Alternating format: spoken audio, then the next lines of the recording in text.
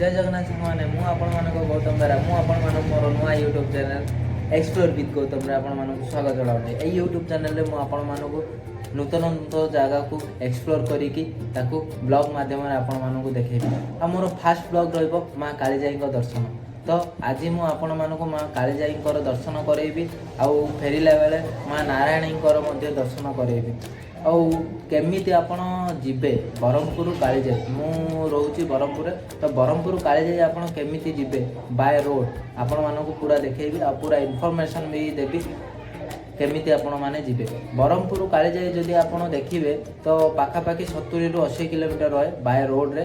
तो आपण जदि कालीजाई जिबाकू चाहछन तो सबुठू सुविधा आ सहज आपण मैंने सकाळ 9टारू जदि बाहर तो आपण मानक पूरा फिट हम। सकाळ 9टारू बाहर आपण मैंने 12टा घंटे भितर पहुँची जिबे। मैंने कालीजाई मंदिर सकाळ 6 ओपन हो सन्ध्या 7टा पर्यंत रही है। तो आपण मैंने बेसी सन्ध्या बेलू गले आपण मैंने एंजॉय करें ना। तो बोले आप सकाळ 9टारू बाहर 9टारू बाहर बेले बाटर आप निर्मलझर पड़े तापर आमर जगन्नाथ मंदिर खलिकोट पड़े। तो यही सबको दर्शन करी लास्ट आपण मैंने कालीजाई जगन्नाथ फाइनाली मुझे घर मोर बाहर गली कालीजाई पाखे कालीजाई को दर्शन कर चलतु आपण मैंने भी मत आपण मानक पूरा रोड देखिए। आम हनुमान मंदिर जाई हनुमान को दर्शन करी आम दुई भाई आम यात्रा आरंभ करते। पेट्रोल पकईकि बाहर कालीजाई को दर्शन।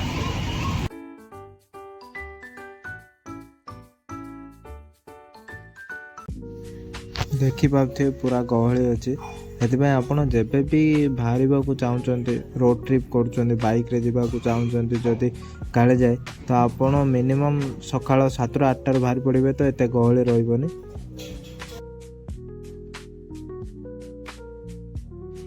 सकाळ 7ରୁ 8टार बाहर आपन को पाखापाखि लगे 3 ରୁ 4 घंटा लगे जावाक। रास्ता खाली थी तो आपण मैंने जल्दी पहुँच जाए।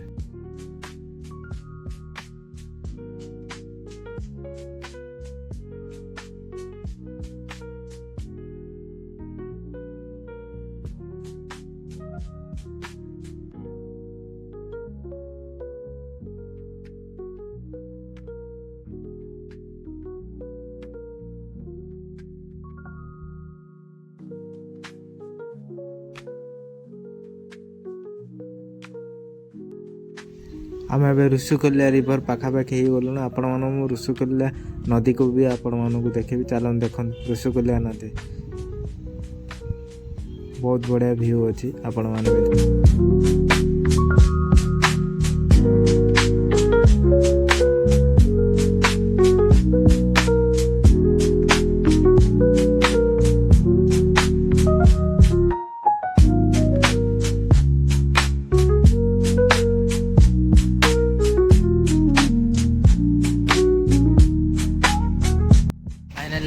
टिफिन कलु माँ तारतारिणी होटेल टिफिन करी बाहर पुणी कालीजाई आरंभ होगा पूर्व आम काली को दर्शन कर आम आमर यात्रा आरंभ करूँ। आपण मैंने देखिए तो ये सब बहुत बड़ घाटी ये बहुत दुर्घटना होता है। तो आपण मैंने जब भी आसुच्च गाड़ी देखिकी चलाइबे।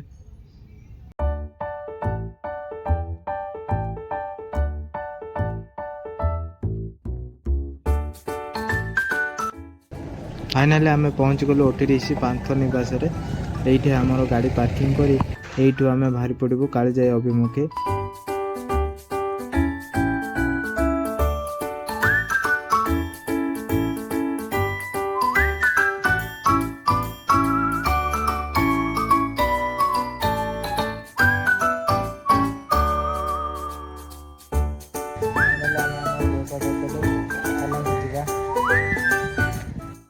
देखो आपण मैंने जदि बोट रे जावाक चाहते तो आपण ये भितर टिकट काउंटर अच्छी एठिकी जाई आपण मैंने बोट रो टिकट बुकिंग करि परिबे। ना जदि आपण मैंने डंगारे जावाक चाहते तो डंगारे जावाक गले आपण मैंने भितर आउ गोटे प्राइवेट काउंटर अच्छी सेटा आपण मैंने टिकट काटि पारिबे। बोट रो पाखापाखि प्राइस रहे 200 टंका आउ डंगार पाखापाखि प्राइस रहे 150 टंका।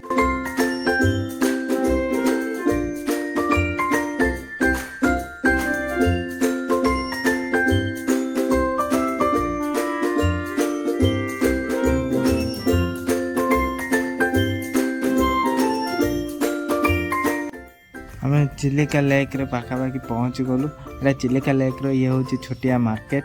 ଏଇଟା ଆପଣମାନେ ଖାଇବା ଜିନିଷ ଆଉ ପୂଜା ପାଇଁ ଭୋଗ ବି ନେଇପାରିବେ।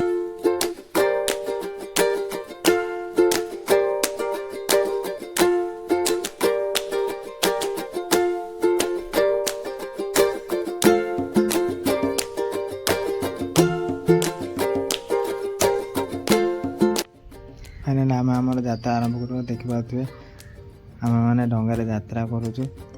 ଡଙ୍ଗା ବି ଷ୍ଟାର୍ଟ ହେଇଗଲା। ଟିକେ ଟିକେ ଡର ବି ଲାଗୁଥାଏ ଯେହେତୁ ବହୁତ ପାଣି ଅଛି।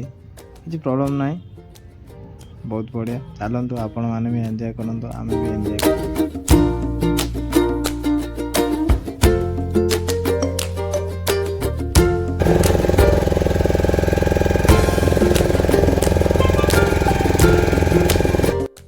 ଦେଖାଯାଉଛି ଆମେ ଏବେ କେଉଁ ଜାଗାରେ ଅଛୁ। ଚାରି ସାଇଡ୍ ପାଣି ହିଁ ପାଣି ଅଛି। ଆମେ ଏବେ ମଝିରେ ଅଛୁ। ଏଇଠୁ ପାଖାପାଖି 1.8 କିଲୋମିଟର ରହେ କାଳିଜାଇଙ୍କ ମନ୍ଦିର। ଆପଣମାନେ ଯଦି ଚାହୁଁଛନ୍ତି କାଳିଜାଇ ଆସିବେ ତ କାଳିଜାଇ ଆସିବାର ସବୁଠୁ ଭଲ ସମୟ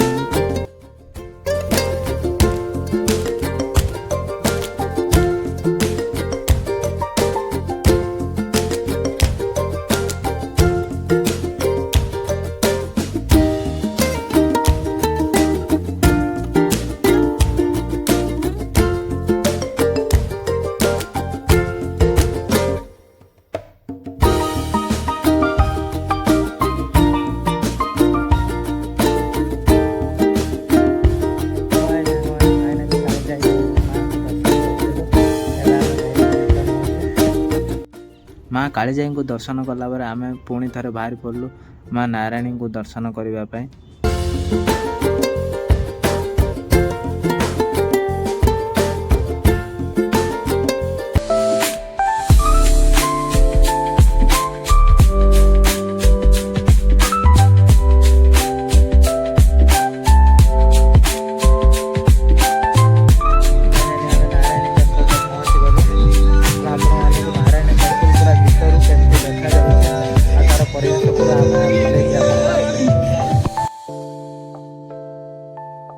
ଆପଣମାନେ ଦେଖିପାରୁଥିବେ ମା ନାରାୟଣୀଙ୍କ ମନ୍ଦିର ଆରମ୍ଭ ହେବା ଆଗରୁ ହିଁ ଗୋଟିଏ ଛୋଟିଆ ମାର୍କେଟ ଅଛି, ଯେଉଁ ମାର୍କେଟରୁ ଆପଣମାନେ ମା ନାରାୟଣୀଙ୍କ ପାଇଁ ପୂଜା ସାମଗ୍ରୀ କିଣି ନେଇପାରିବେ।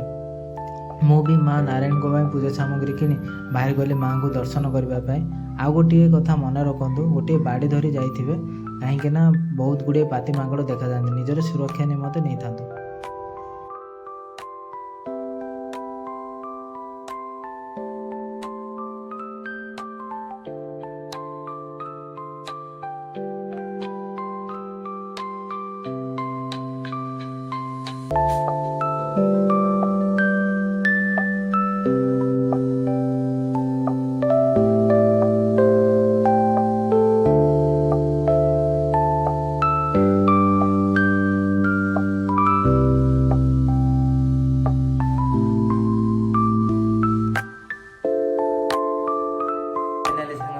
ଆମେ ସବୁ ବୁଲିଦେଲୁ ଆଉ ଆପଣମାନଙ୍କୁ ସବୁ ଭିଡ଼ିଓ ବି ଦେଖେଇଲି ଆମେ କେମିତି ଗଲୁ, କେଉଁ ରୁଟ୍ ମାଧ୍ୟମରେ ଗଲୁ, ଆଉ କେତେବେଳେ ପହଞ୍ଚିଲୁ, ଆଉ କେମିତି ଦର୍ଶନ କଲୁ, କେଉଁଠାରୁ ଟିକେଟ୍ ବୁକ୍ କଲୁ, ସବୁ ଆପଣମାନଙ୍କୁ ଏଇ ଭିଡ଼ିଓରେ ଦେଖିବାକୁ ମିଳିବ।